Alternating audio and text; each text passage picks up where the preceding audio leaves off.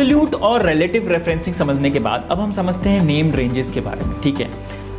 तो क्या होता है, ये भी एक रेफरेंसिंग का तरीका है, और भी बहुत सारे रेफरेंसिंग का तरीका है, जैसे आपका index match, V lookup, H lookup and all those things. वो थोड़ा एडवांस में आता है, तो उसको उसी टाइम समझेंगे। बस आप इतना समझो कि रेफरेंसिंग का ही तरीका, रेफरेंस मतलब एक शीट से डेटा, अलग अलग शीट से एक जगह डेटा जो आपको चाहिए, रेफरेंस कर रहे हो, वहाँ से डेटा, वहाँ से डेटा, वहाँ से डेटा, ये सारी चीज़ें हो रही हैं, इसी को बोलते हैं रेफरेंसिंग, ठीक है। बहुत सारे तरीके हैं, बेसिक ये तरीका है, तो यहाँ हम इसको कवर कर रहे हैं। अब इसको क्या करना है कि मेरे को ये डेटा कहीं और शीट पे चाहिए, तो मैं इसको सेलेक्ट करूँगा, इस पर क्लिक करूँगा, डिफाइन नेम करूँगा, यहाँ पे नेम आ जाएगा। इसको नेम कर देता हूँ मैं सेल्स डेटा 1.1, ठीक है, ये इसका नाम हो गया। इसका स्कोप डिफाइन कर दो आप, कहीं भी आप एक शीट पे डिफाइन कर सकते हो या फिर वर्कबुक। मैं इसको वर्कबुक पे ही रखता हूँ, क्योंकि बेसिकली क्या होता है, एक वर्कबुक में बहुत सारे शीट रहते हैं और अलग शीट पे भी आपको डेटा चाहिए होता है, तो इसके लिए वर्कबुक पे ही रखो। कमेंट करना है करो, नहीं करना है नहीं करो, आपकी मर्जी। ओके, रेफर टू, अभी आप देखो ये फॉर्मूला बनता है जब आप ऐसे सेलेक्ट कर लेते हो, पूरा जो रेंज है आपने सेलेक्ट किया, तो इस रेंज का ये नाम है, प्रोटेक्टिंग शीट पे है।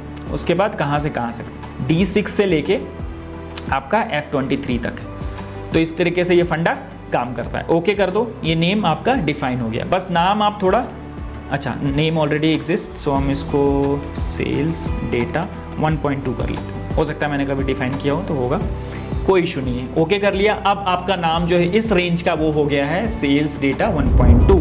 अब मेरे को चाहिए ये डेटा इस जगह पे, मैं करूँगा इज इक्वल टू, रखूँगा सेल्स, ये हमारा सेल्स डेटा 1.2। इसको क्लिक किया, एक क्लिक करना है, एंटर करना है, सारे डेटा यहाँ।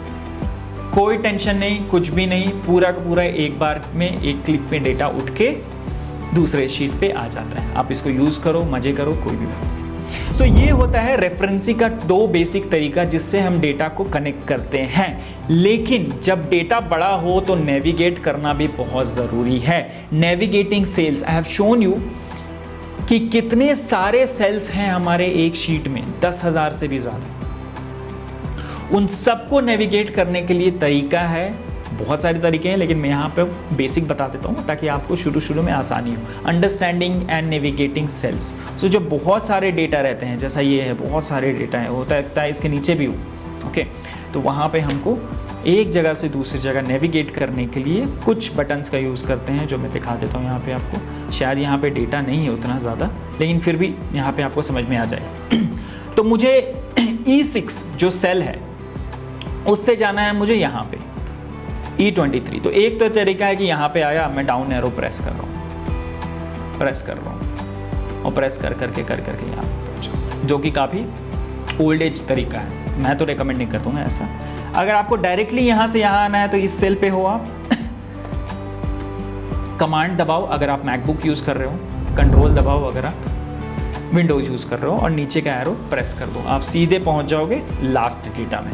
तो अगर 10,000 भी सेल हैं आपके पास, तो मैं A1 से लेके लास्ट सेल तक एक बार में ही पहुँच जाऊँगा, सुपरमैन की तरह, राइट। एक जगह से दूसरी जगह फट से, फिर वापस जाना है वैसे ही अप एरो प्रेस किया, पहुँच जाऊँगा, ठीक है।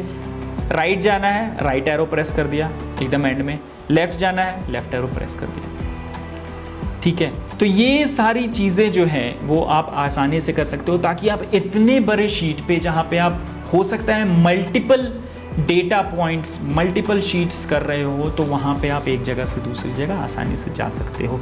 यही नहीं, आपको अगर मल्टीपल शीट्स पे जाना है तो आप इस पर क्लिक करो, टैब पे, आराम से मल्टीपल शीट्स पे जा सकते हो।